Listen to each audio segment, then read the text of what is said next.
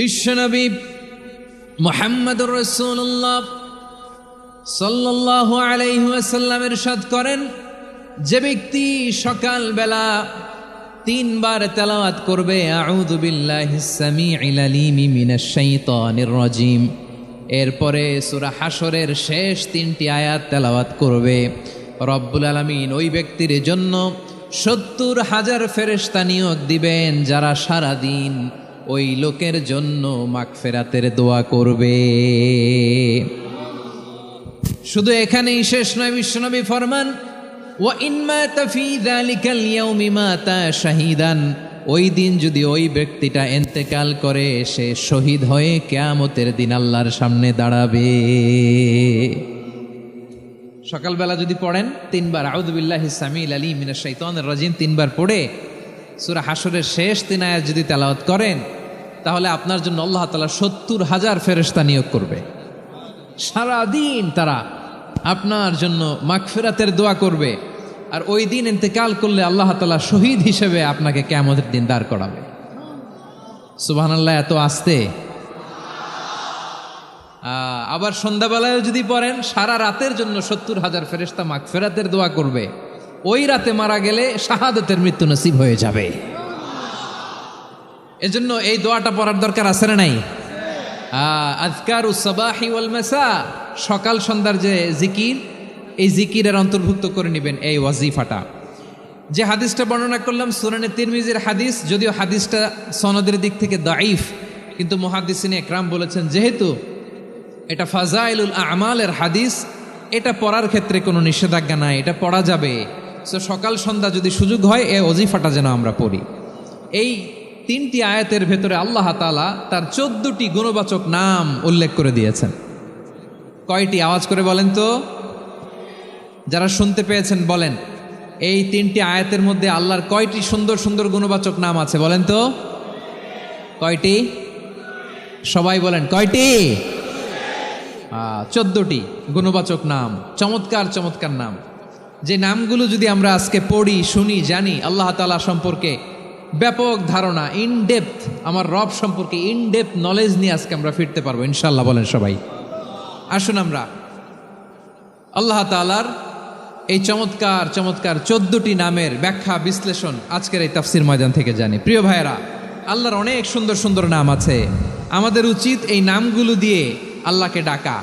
সম্মানিত ভাইয়েরা, আল্লাহ তাআলার চমৎকার চমৎকার অনেক নাম আছে যেগুলো আল্লাহ তাআলা কোরআনে উল্লেখ করেছেন। আল্লাহর আসল নাম হচ্ছে আল্লাহ। আসল নাম কি?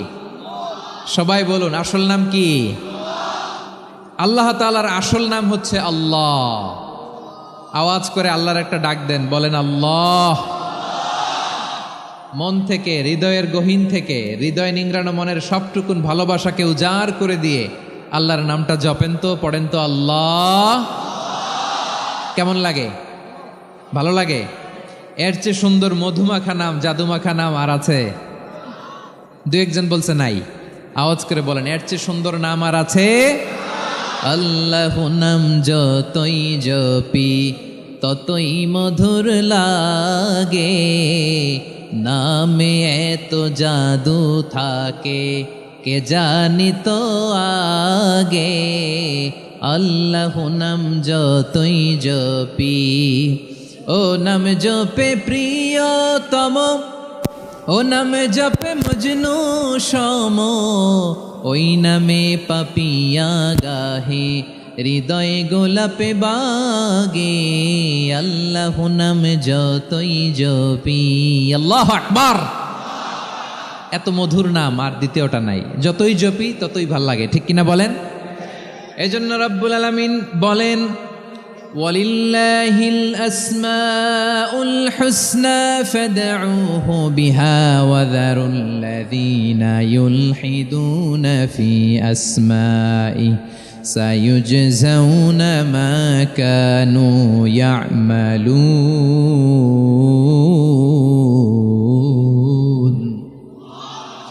আল্লাহ বললেন, আমার অনেক সুন্দর সুন্দর নাম আছে, অনেকগুলো গুণবাচক সুন্দরতম নাম আছে, তোমরা এই নামগুলো ধরে আমি আল্লাহরে ডাকো, আর যারা আমি আল্লাহর নামের বিকৃতি ঘটায় তাদেরকে তোমরা বর্জন করো। আর তারা দুনিয়াতে যা করেছে আখিরাতের ফল তারা ঠিকই পাবে। সুবহানাল্লাহ বলো। আল্লাহর অনেক সুন্দর সুন্দর নাম আছে, এগুলো ধরে ডাকতে বলা হয়েছে। আর যারা আল্লাহর নামের বিকৃতি করে তাদেরকে বর্জন করতে বলা হয়েছে। আপনি আল্লাহর নামের জিকির যখন করবেন, আপনি আমার আল্লাহর নামের বিকৃতি করতে পারবেন? বারোয়াখালীর ভাইয়েরা বুঝে থাকলে আওয়াজ দেন। আল্লাহর নামের বিকৃতি করা যাবে? আপনি যখন জিকির করবেন স্পষ্ট শব্দে আল্লাহর নামটা বোঝা যেতে হবে। সুবহানাল্লাহ, ওয়ালহামদুলিল্লাহ, লা ইলাহা ইল্লাল্লাহ, আল্লাহু আকবার একসাথে মিলিয়ে করেন, অথবা আলাদা আলাদা করেন, অথবা শুধু আল্লাহ আল্লাহ এই নামের জিকিরও যদি করেন স্পষ্ট বোঝা যাইতে হবে। আল্লাহর নামের বিকৃতি করা যাবে, কিন্তু আল্লাহর নামের বিকৃতি করে জিকির এদেশে আছে না নাই? আছে। দেখবেন জিকিরের মধ্যে হুই হুই হুই হুই হুই এরকম করতেছে, আছে না নাই?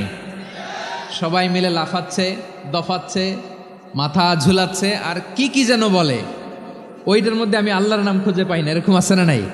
হ্যাঁ, হই হই করে কিম্ভূত কিমাকার অদ্ভুত আওয়াজ করে তারা জিকির করে, সেখানে আল্লাহর নাম নাই। এই জিকির আল্লাহর কাছে গ্রহণযোগ্য হবে?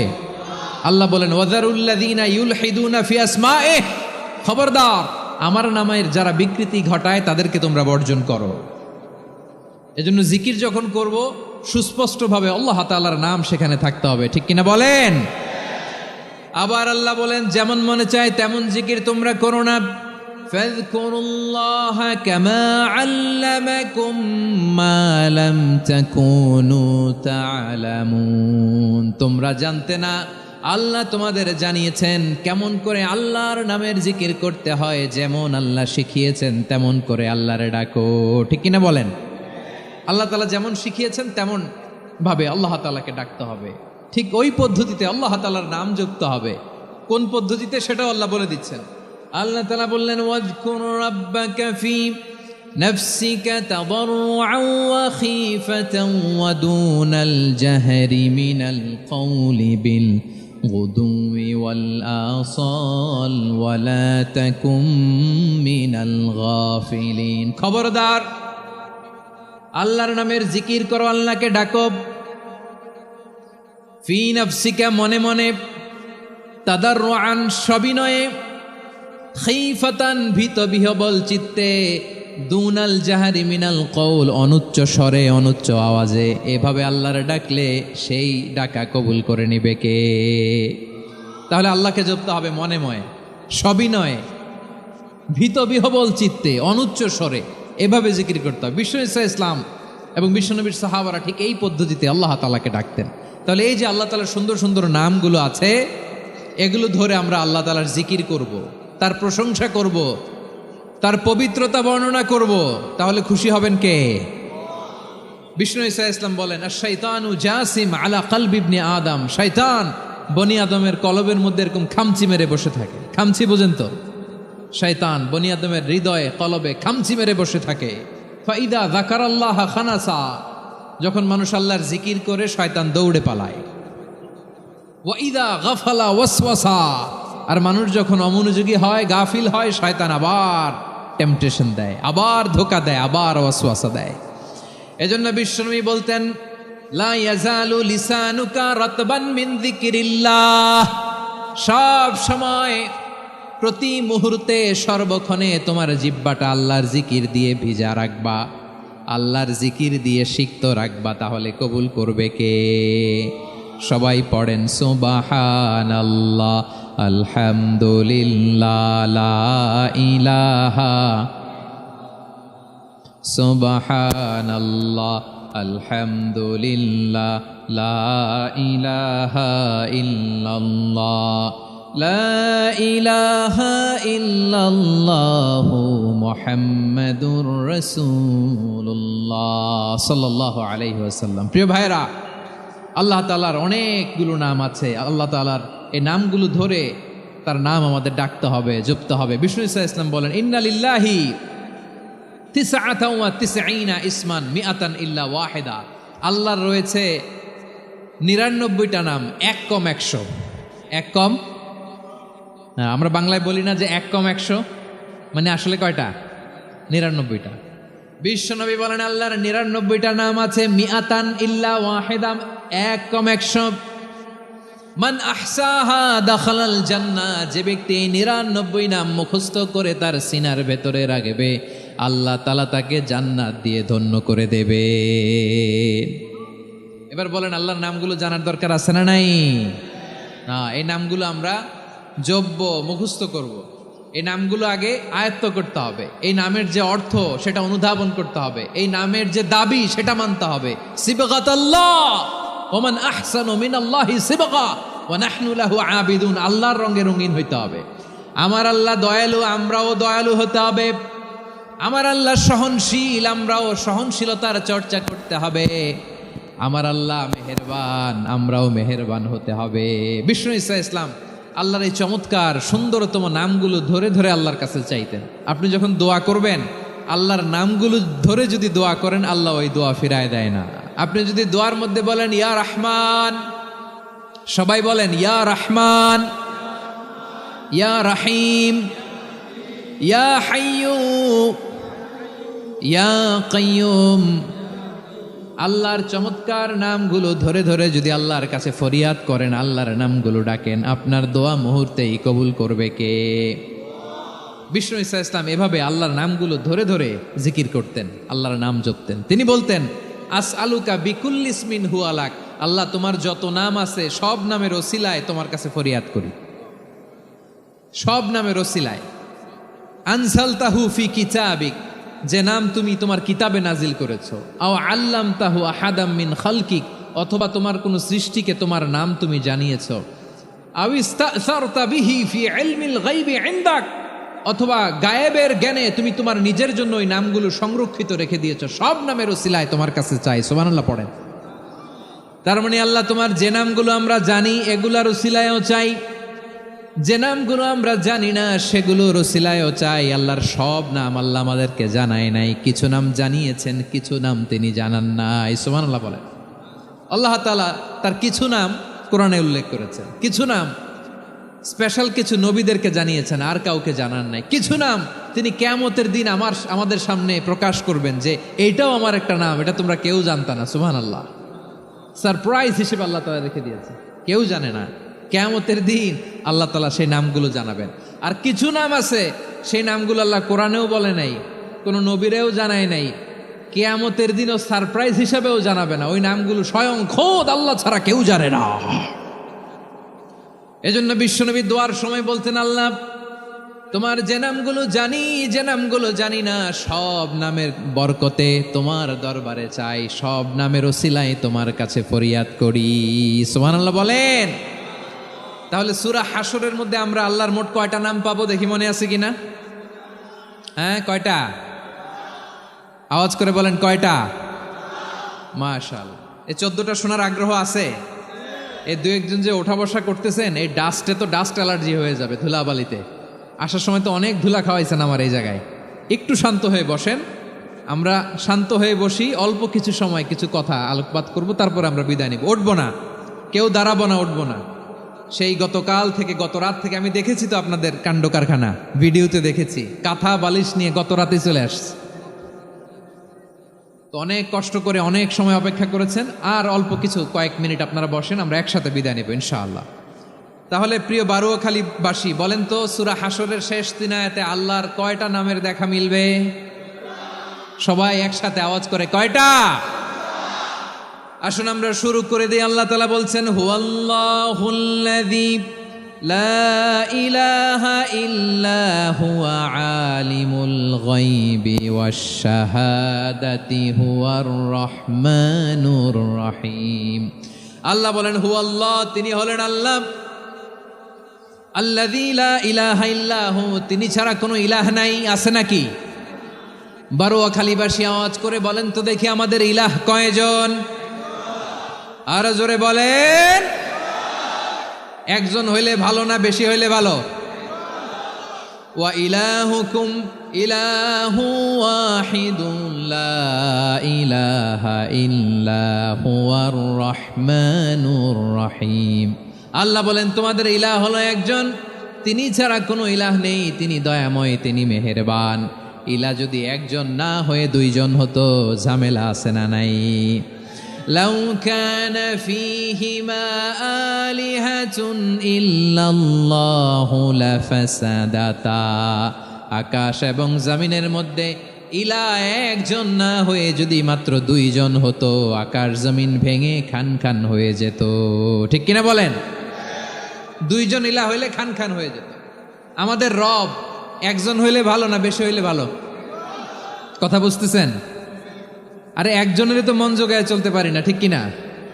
হ্যাঁ, একজন, তিনি যে আদেশগুলো দিয়েছেন আমাদের দুর্বলতার কারণে আমরা তো পারি না। যদি 10 জন হইতো, ওই 10 জনের হ্যাপি করতে পারতাম, তাদেরকে স্যাটিসফাই করা যেত এত সহজে? 10 জনের 10 নিয়ম থাকতো। একজন বলতো আমার সেজদা দিবি সকালে, আরেকজন বলবে আমার জন্য নামাজ পড়বি 3 বার, আরেকজন বলবে আমার জন্য যাকাত দিবি এতবার, আরেকজন বলতো আমার জন্য কুরবানি দিবা এতবার। তাহলে আমাদের জন্য কঠিন হয়ে যেত, ঠিক কিনা? যদি ইলা একজন না হয়ে একাধিক হতো, একজন বলতো না আমি মহাবিশ্ব এভাবে চালাবো, আরেকজন বলতো না আমার মন চায় এভাবে, আমি এভাবে চালাবো, একজন বলতো সূর্য আমি পূর্ব দিকে উঠাবো, আরেকজন বলতো না আমি দক্ষিণ দিকে উঠাবো, আরেকজন বলবে না আমি উত্তর দিকে উঠাবো। এরকম আছে না নাই? ঝামেলা লেগে যেত। এজন্য বেশি রব হইলে আমাদের জন্য ঝামেলা, খোদা বেশি হইলে আমাদের লস। একজন হওয়াতে আমরা বেঁচে গেছি। বারুয়াখালীবাসী আওয়াজ করে না, কথা বলে না। রব খোদা একজন হওয়াতে আমাদের সুবিধা হয়েছে না? এজন্য আল্লাহ বলেন লা ইলাহা ইল্লাহু, তিনি ছাড়া তোমাদের কোনো ইলাহ নাই, তিনি একজন। লা ইলাহা ইল্লাহু আলিমুল গায়বি ওয়াশ শাহাদা, তিনি প্রকাশ্যেরও মালিক অপ্রকাশ্যেরও মালিক। তিনি যেটা ওপেন এটাও জানেন, যেটা গোপন সিক্রেট ওইটাও জানেন। আলিমুল গায়বি ওয়াশ শাহাদা, তিনি গায়েবের মালিক, গায়েবের জ্ঞানী, যেটা দেখা যায় না, অদৃশ্য, জানা নাই, এটাও তিনি জানেন। এগুলো জানতে তার কোনো মাধ্যমের প্রয়োজন হয় না। অতীতে কি হয়েছে, বর্তমানে কি চলছে, ভবিষ্যতে কি হবে, সব তার জ্ঞানের ভেতরে আছে না নাই? এজন্য আল্লাহ বললেন আলিমুল গায়বি ওয়াশ শাহাদা, তিনি গায়েবের জ্ঞান রাখেন, তিনি দৃশ্য জগতের জ্ঞান রাখেন, তিনি প্রকাশ্য জগতের জ্ঞান রাখেন, তিনি গোপন জগতের জ্ঞান রাখেন। তার কাছে কোনো কিছু গোপন নাই, ঠিক কিনা বলেন? হুয়ার রহমানুর রহিম, তিনি হলেন দয়াময়, তিনি হলেন মেহেরবান। এই যে শুরু হলো 14 নামের প্রথম 2টা, আর রহমান আর রহিম। হুয়ার রহমানুর রহিম, তিনি হলেন the most gracious, the most merciful, তিনি দয়াময়, তিনি অতিশয় মেহেরবান। সুবহানাল্লাহ বলেন। তার দয়ার কোনো শেষ নাই, তার মায়ার কোনো শেষ নাই। আল্লাহ, তাহলে 14টা নামের মধ্যে কয়টা পাইলাম? একটা কি? আর রহমান। বারোয়াখালীবাসী বুঝে থাকলে আওয়াজ করে বলেন, প্রথমটা কি? 2 নাম্বার আর রহিম। আওয়াজ করে বলেন 2 নাম্বার। আওয়াজ করে সবাই গলা ছেড়ে দিয়ে উত্তর দেন তো, প্রথম নামটা কি? দ্বিতীয় নামটা? আর রহিম। রহমান আল্লাহর one of the major names, আল্লাহর মৌলিক নামগুলোর মধ্যে গুরুত্বপূর্ণ একটা নাম হচ্ছে রহমান। গুরুত্বপূর্ণ নাম কি? রহমান, দয়ার সাগর, মায়ার সাগর। রহমানুন ফিদ দুনিয়া ওয়া রহিমুন ফিল আখিরা। এই দুনিয়ার জন্য আল্লাহ রহমান, দুনিয়াতে আল্লাহ সবাইরে দয়া করে, কাফিররাও করে, মুসলিমরাও করে। আর আখিরাতের জন্য তিনি রহিম, সেখানে কাফির মুশরিকদের জন্য আল্লাহর পক্ষ